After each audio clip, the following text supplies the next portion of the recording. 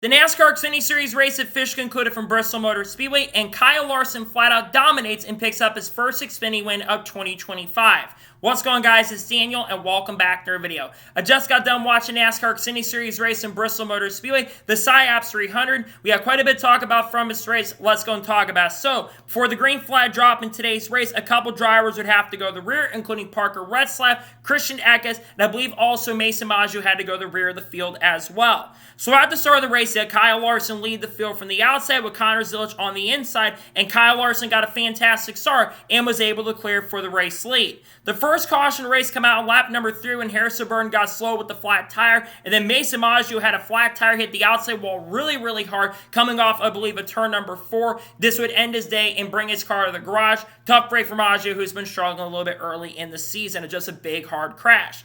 And then on the restart, Kyle Larson lead the field from the outside with Connor Zilisch on the inside, and Kyle Larson once again got a fantastic restart and was able to clear for the race lead. Then Justin Allgaier for a couple laps in this run would actually keep up with Kyle Larson, especially on the short run. But once Kyle Larson got to the traffic, he just started pulling away, and his car was really good, especially on the long run. It was already lapping up to around 20th or 15th place by the time we got to the end of stage number 1. By lap 67, Larson already lapped up to 15th with a 3.4 second lead. The second caution race come out lap number 76 for the biggest wreck of the day. Sheldon Creed got spun off of turn number 4 after some contact with Dean Thompson, where they're battling to stay on the lead lap or get the free pass. Thompson made a little bit of contact with Sheldon Creed, spinning him out, and then a few seconds later, Brennan Poole would hit the inside of Sheldon Creed's hard, very hard, and we'd see the car get completely destroyed from both Sheldon Creed and Brennan Poole. That is one of the most vicious crashes I have seen in the NASCAR Xfinity Series, and I've probably ever seen in NASCAR. That was vicious. That was awful. Thank God Sheldon Creed and Brennan Poole are okay, because that was awful. And again, that was one of the worst wrecks we've seen in NASCAR Xfinity Series. They both had the wind knocked out of them, it sounded like. They both were able to get out of their car. Thank God for that, and thank God for safety in the sport. Because of that, NASCAR would go ahead and throw the red flag to get the track cleaned up, and we stay under red flag for a little bit over 14 minutes, and then we got back under the caution, and then we saw most of the leaders come down pit road, including Kyle Larson, Justin Allgaier, and Sammy Smith, but guys like Sam Mayer and Ryan Sieg would actually stay out to try to play strategy and get stage points. So then, on the next, we saw some wave around guys, Dean Thompson, Austin Hill, Daniel Dye, Christian Eckes, and Josh Williams. And then on the restart, Sam Mayer lead the field from the outside with Ryan Sieg on the inside, and Sam Mayer got a fantastic restart and was able to clear for the race lead. Kyle Larson would try everything he could to get around Ryan Sieg and Sam Mayer, but it would not be enough, and coming off the corner, Sam Mayer would win stage number 1. Then during the caution, Sam Mayer, Ryan Sieg, Dane Thompson, Austin Hill, Daniel Dye all came down pit road, while every leader stayed out. And then on the restart, Kyle Larson lead the field from the outside with Sammy Smith on the inside, and Kyle Larson once again got a fantastic restart and was able to clear for the race lead. And Kyle Larson would once again continue dominating at this point. So eventually we saw a really good battle for second between Sammy Smith and Justin Allgaier, and eventually Sammy Smith was able to move up to second. Meanwhile, Larson's car continued to be dominant and pulled out to a massive lead. And then Larson continued to pull out and dominate, would have a 5-second lead by lap 143, and was just starting to lap cars at this point. And it would continue on as Kyle Larson decided to pull out to a near 7.5 to 8-second lead. He would completely dominate, and coming off the final corner, Kyle Larson would come in and dominate and win stage number 2. Then, all the lap cars would then come down pit road, with Kyle Larson winning the race off pit road, followed by Justin Allgaier and Sammy Smith. And then on the restart, Kyle Larson lead the field from the outside with Justin Allgaier on the inside, and Justin Allgaier actually got a better restart this time and was able to clear Kyle Larson for the race lead. Meanwhile, a couple laps later, we saw them really battling back and forth for about the next 10 to 15 laps, and Larson then eventually got a great run with about 110 laps to go and was able to pass Justin Allgaier for the race lead, and he just started checking up and pulling away. It was a little bit of an aggressive move from Kyle Larson, probably a little bit too aggressive of a bump at that point, but it didn't matter at the end because Larson just got the lead and started pulling away.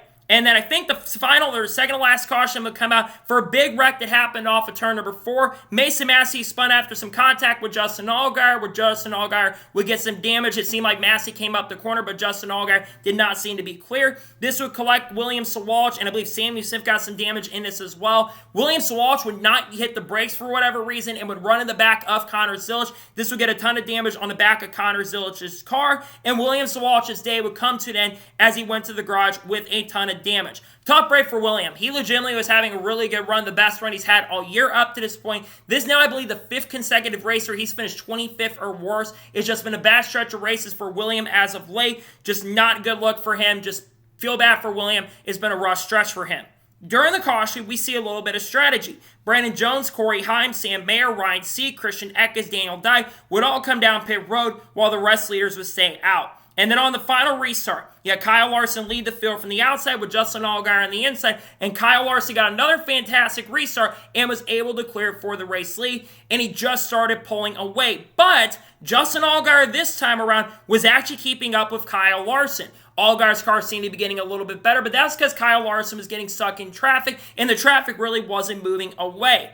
And then we started seeing a really good battle with around 20 laps to go in the race as Carson Quaffle would catch Justin Allgaier and make the move with a few laps to go, as Allgaier was catching Larson with a few laps to go, cut it down to 1.1 to 1.2 seconds as Larson was getting stuck in traffic. Eventually, with 3 laps to go, Carson Quaffle got a really strong run on Justin Allgaier and moved up a second, but they were still 2 seconds back at this point as Kyle Larson would come to the white flag, have a 2-second lead. And coming off the final corner, Kyle Larson will absolutely dominate and pick up his first Xfinity Series win of 2025. I believe his 16th career NASCAR Xfinity Series victory and his 50th National Touring Series win.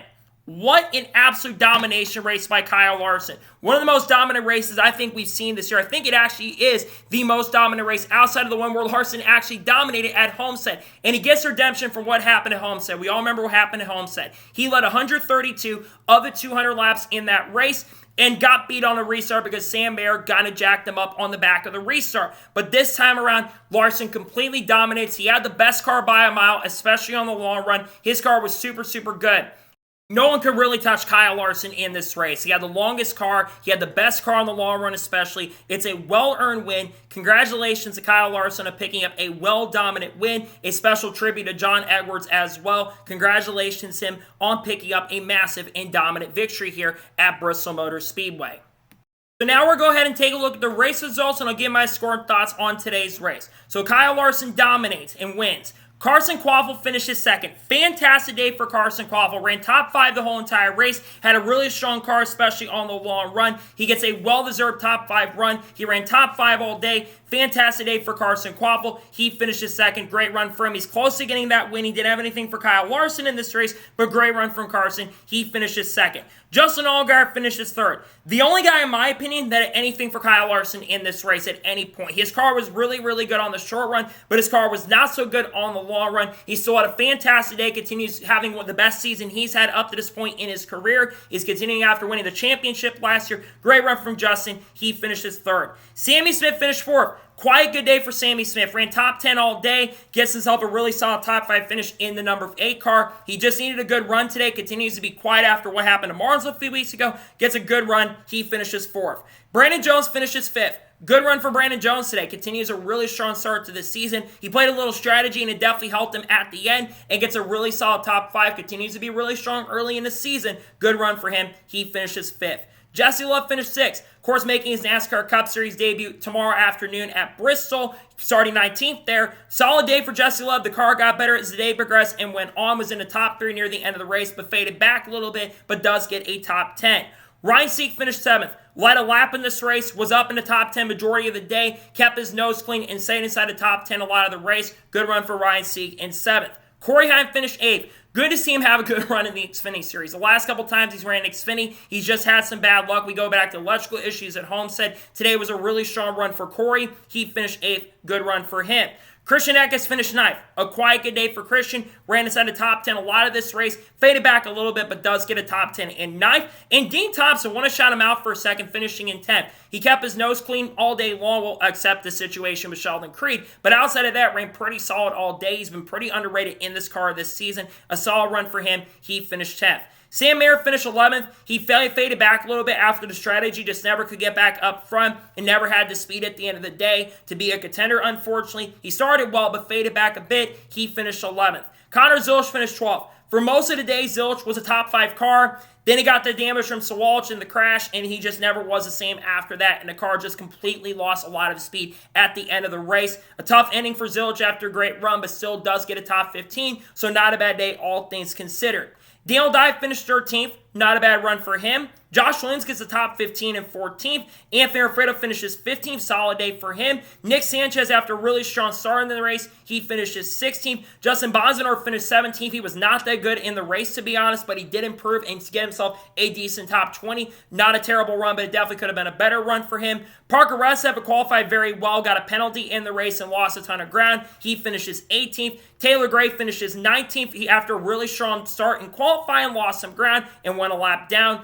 Jeremy Clemens finishes 20th. Jeb Burton finished 21st. Kyle Seek finished 22nd. Matt DiBenedetto finished 23rd. Austin Hill with a very disappointing 24th place run. I thought Hill would be a factor to win, by the way, because of Hill finishing 24th and the other two guys crashing out of the race. Justin Allgaier also was able to win $100,000 for the Dasher Cash. So that's a big win for Justin Allgaier on that front, but Hill just struggled all day long and finished in the back. Mason Massey finished 25th. Harrison Burton, who had multiple tire issues, finished 26th. Tough break for Harrison because he's been really solid this season so far. Just a bad break, all things considered. Tough way to end. He finished 26th. He's also been way better than Haley Deegan in that car this season. Ryan Ellis finished 27th. Thomas Annunziata finished 28th. Garrett Smithley finished 29th. Blaine Perkins finished 30th. Chris Wright finished 31st. Gray Van Alst finished 32nd. CJ McLaughlin finished 33rd. William Swalch, after crashing out, finished 34th. Tough break because, like I said, he was running really good in this race, but the car just got caught up in an incident, and there's not much you can do on that front.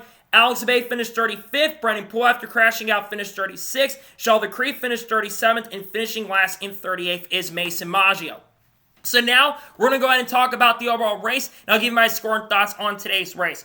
I'm going to be honest, this race is way worse than the Truck Series race last night. Kyle Larson just completely dominated the event. It was very difficult to pass. Guys on fresh tires really could not do anything in this race because eventually once Larson got the lead, and I think the early runs were actually really, really decent, all things considered, but once Larson just had a strong car, he just pulled away. And I'm not taking anything from that. That run by Larson was exceptional today. But it wasn't the best race in my opinion. I think the Xfinity Series, the last couple times he's been there, have honestly not been the greatest. I don't think it was an awful race by any stretch of imagination, but it's definitely one of the worst Xfinity races we've seen so far. But even it's been better than some others, I still think this race is probably better than Atlanta in all honesty, and was better than the Martinsville fiasco, so at least we didn't have a crapshoot like Martinsville, but this race was still not good, all things considered. I'm going to give today's race at Bristol probably about a 5.5 out of 10 in all honesty. Again, there was some good racing for the field, I'm not going to question, but it was one of my least favorite Xfinity races we've seen at Bristol ever. Not the most exciting race in the world. My score is a 5.5 out of 10, but again, you're going to have times where guys are just going to flat out dominate and lead a majority of the events. So, that is going to be it for the NASCAR Xfinity Series race review from Bristol. I want to thank you guys for watching. Please subscribe to the channel, notifications on, so if I win a video, it does go live on my channel. Follow me on Twitter, Facebook, and Instagram, and support me on Patreon as well. Let's go below that and comment your thoughts below on today's race. Your thoughts on today's race, let me know below. Let me know your thoughts in the comments below, and congratulate Kyle Larson on dominating here at Bristol. Let me know your thoughts and congratulate Larson on getting it done. Tomorrow on the channel, we're going to be doing reactions to the starting lineup for the NASCAR Cup race for the Food City 500. We're also going to have the Cup review for the Food City 500 as well, maybe a Shane Van Gisbergen video. And we're probably not just going to have one, but two race reviews on the news videos, I should say, on Monday. Got a lot of great content dropping of people like Haley Deegan, Shane Van Gisbergen, Carl Hartz, Kurt Busch, Kyle Busch, Dodge, Sheldon Creed, Sam Mayer, Connor Zilisch, Junior Motorsports, Eric Almirola, Kyle Busch, Kyle Larson, Chase Elliott, Bubba Wallace, you name it. We'll talk about all that on the channel in the coming days and weeks. So anyways, like I said, I want to thank you guys for watching today's episode, and I'll see you guys next time for more great, awesome NASCAR content and other motorsports content on the channel like this. Take care, everybody.